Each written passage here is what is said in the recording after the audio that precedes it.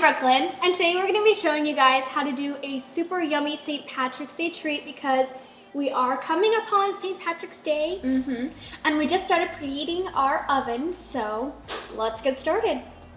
The best thing about this recipe is that there are only 4 ingredients that you need to make the cookies, and that's really awesome because some cookie recipes are really intricate and need a lot of ingredients, so this one's super simple and easy to do.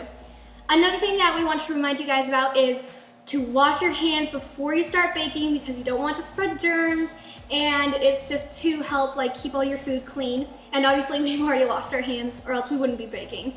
And then our very first ingredient is our Betty Crocker chocolate fudge cake. Obviously you don't need to use the brand Betty Crocker, but just make sure it's chocolate cake because that's part of the recipe.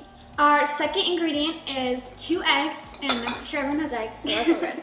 Our third ingredient is a 1/2 cup vegetable oil or canola oil, whichever one you want to use. And our fourth ingredient is creme de menthe baking chips. And we use Andy's brand, but for those of you who don't, just use mint baking chips. That's all good. Yeah. So we'll start by pouring in our cake mix. Dump the whole bag in.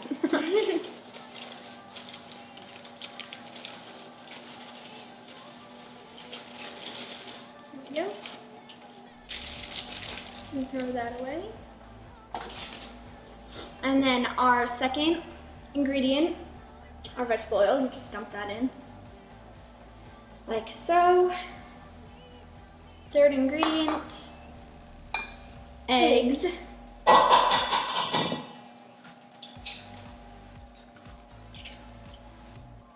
Throw those away. After you're done pouring in all of your ingredients, we are going to take our mixer and mix it up, and it is going to be a little bit sticky, but that's usual for cookie dough. So let us begin.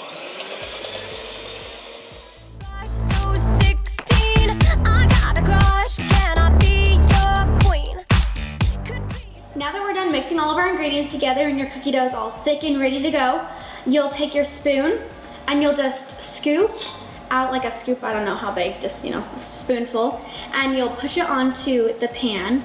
And then after you put it onto the pan, you're gonna wanna flip it over so that the grease is on the bottom side of the cookie dough, and press it down with your spoon so it doesn't stick.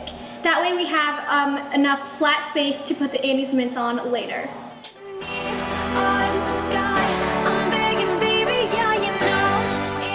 Now that you have your cookies all laid out, you're gonna put them in the oven, which is set at 350, and you're gonna wanna cook them for 6 to 8 minutes long. Yeah. Now that our cookies are finished baking, we are going to take our mints and just sprinkle them on the top of the cookies so that they'll melt and put a little bit of like a mint layer on it. Yeah. Best part.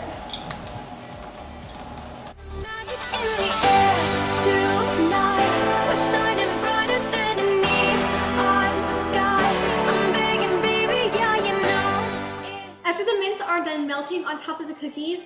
As you can see, they make a really pretty pattern of just green and chocolate mixed together. Yum, yum, yum. I can't wait to eat these. But what we like to do when we're done with them is we like to scoop them off and put them in the fridge so it'll harden the shell of mint on top. But of course, it's totally up to you. You don't have to do that. You can always just let them air cool, whatever works for you, but that's what we usually do for these cookies.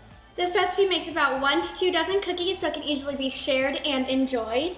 And speaking of enjoyed, we hope you guys enjoyed this video. Be sure to like, favorite, and share. And we'll see you guys next week. Bye. Bye.